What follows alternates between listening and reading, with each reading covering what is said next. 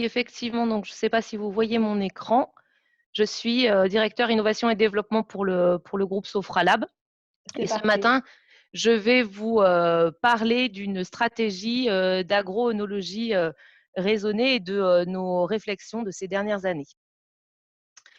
Donc, en fait, notre clientèle qui est de plus en plus diplômée, expérimentée, qui cherche à mieux comprendre aussi les produits œnologiques et leur impact sur l'organoleptique du vin, puisqu'on fait avant tout du vin pour qu'il soit expressif et qu'il soit agréable à boire. Cette volonté d'avoir une œnologie plus préventive et moins curative, on sait très bien que l'impact curatif, une action curative d'un produit œnologique est toujours préjudiciable à l'aromatique globale et à la perception organoleptique du vin. Et si on ajoute à ça des réflexions environnementales, un besoin de différenciation, il nous a semblé nécessaire de réfléchir et d'avancer dans une stratégie d'agroœnologie avec un rapport vigne, raisin et vin beaucoup plus intégré et un peu plus innovante.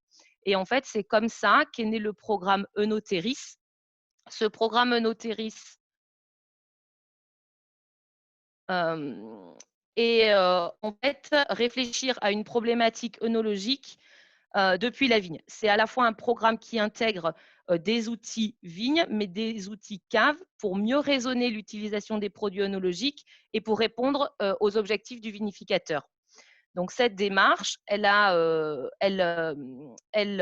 va fonctionner par effectivement l'accompagnement de nos clients à la mise en place de programmes qui ne s'adressent pas simplement à l'élaboration du vin, mais aussi qui vont remonter jusque dans la vigne. Cette démarche, en fait, elle a commencé il y a 5 ans. Et elle s'adresse à la fois à une dimension viticole, mais aussi dans la gestion et le pilotage des apports de produits œnologiques, avec une première brique à cette stratégie, qui est une stratégie qui s'adressera au collage. Donc, en fait, cette étude qui a commencé il y a 5 ans, elle vient du fait que depuis longtemps, on sait que il faut des bons raisins pour faire du bon vin, mais on découple et il y a une espèce de rupture entre le monde viticole et le monde œnologique et ce qui se passe dans la cave.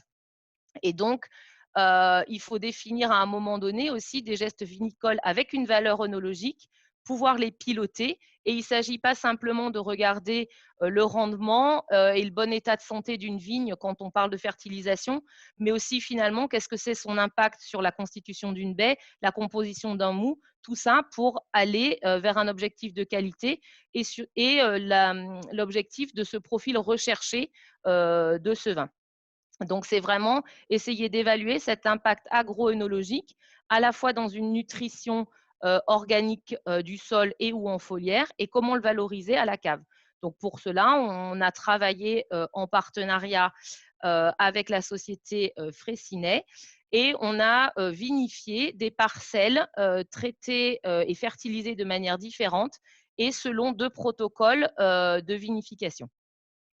Donc, en gros, voilà le plan et vous pouvez trouver l'ensemble des résultats de ces travaux, de ces 5 ans de collaboration avec la société Fraissinet au travers d'un article qui a été publié l'année dernière avec effectivement des raisonnements au niveau viticole avec un travail à la fois au sol, mais aussi des travaux sol plus foliaire.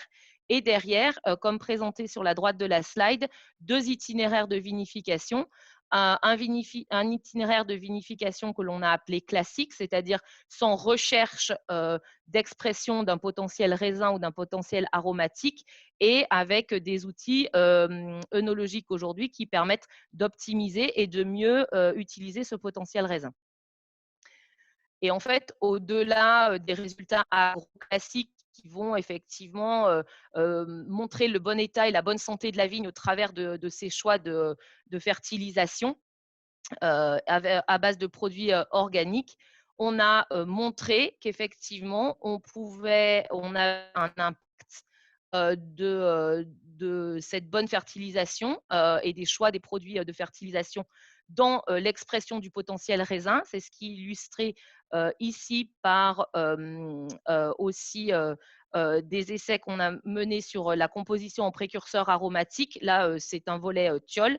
Et puis après, qu'on a décliné selon les programmes dans leur expression dans les vins et dans cette expression organoleptique des thiols, à la fois par des mesures analytiques, mais aussi par une analyse statistique de données de dégustation. Et puis pour que ce volant soit complet, on ne peut pas faire une agroœnologie raisonnée sans raisonner réellement son œnologie. Et donc du coup, c'est comment aider nos clients aujourd'hui à réfléchir l'utilisation des produits que nous mettons en marché. Et cela se fait au travers d'une brique collage dans un premier temps, et c'est un autre partenariat qui s'est offert à nous au travers de la société Vindention et du travail avec des capteurs pour mieux gérer les polyphénols au moment où on fait un choix de colle. Donc, classer ces jus, ranger ces jus pour bien les coller. Et je conclurai ainsi cette présentation. Merci beaucoup. Oui, donc merci Céline. Je ne vois pas de questions. J'en aurais peut-être une, moi, sur le collage, enfin sur la dernière partie, puisqu'elle a été un peu raccourcie, qui a donc, vu le thème de la journée, de la matinée, un lien avec aussi la qualité aromatique des vins. Est-ce que vous avez aussi un programme de travail là-dessus?